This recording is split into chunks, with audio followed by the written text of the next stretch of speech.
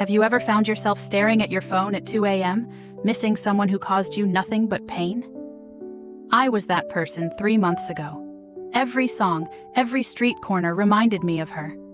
I'd scroll through our old conversations until my eyes burned, convinced she was somehow irreplaceable. Until one day, sitting alone in our favorite coffee shop, I had a revelation. What if I wasn't missing her, but missing who I thought she was?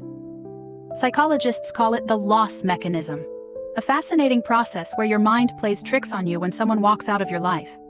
Suddenly, all their flaws disappear.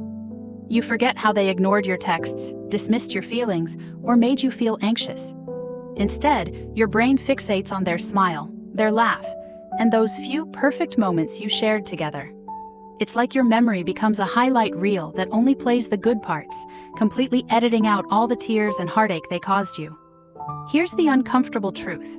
What makes letting go so difficult isn't their uniqueness. It's the time and emotional energy you've invested. Think of it like an elaborate sandcastle you've spent months building. Even knowing the tide will eventually wash it away, you resist leaving because of all the effort you've already put in. This sunk cost fallacy keeps us holding on to relationships that no longer serve us, simply because we've already invested so much of ourselves. What you're actually missing might surprise you. When you say you can't forget someone, what you're really longing for is how they made you feel during the good times. That feeling of connection, of being wanted, of butterflies in your stomach. These aren't exclusive to one person. The warmth of their embrace, the laughter over inside jokes.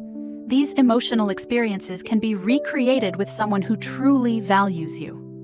Your brain has associated these positive feelings with this specific person, creating a powerful emotional bond that's difficult to break. Did you know research shows it takes about 3 to 6 months to detach from an ex-partner emotionally? Yet many struggle for years because they've transformed their ex into an idealized version that never actually existed. This happens because we tend to romanticize the past, especially when our present feels empty or uncertain. I've seen friends who were in clearly toxic relationships suddenly describe their exes as misunderstood or just going through a tough time after the breakup. When caught thinking, no one will ever compare to them, challenge that thought. Ask yourself, were they truly exceptional, or did your love transform an ordinary person into someone extraordinary? Did they consistently show up for you, or are you remembering only those rare occasions when they did?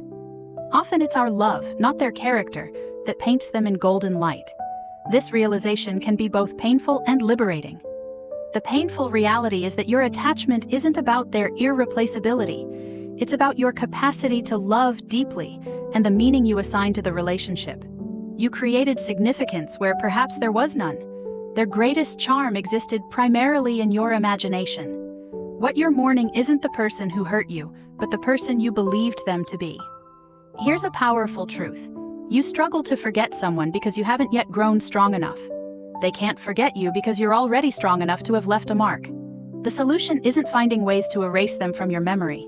It's building yourself into someone so fulfilled that their absence no longer creates a void. This might mean developing new hobbies, strengthening other relationships, or simply learning to enjoy your own company again. Your healing doesn't depend on forgetting them, but on remembering yourself. Your healing journey isn't about them, it's about reclaiming your power. You are too incredible to be defined by someone who couldn't recognize your worth. Your ability to love deeply isn't a weakness, it's your superpower. Just ensure you direct it towards someone deserving of receiving it. Every moment spent longing for someone who hurt you is a moment stolen from your own growth and happiness. Remember that healing isn't linear.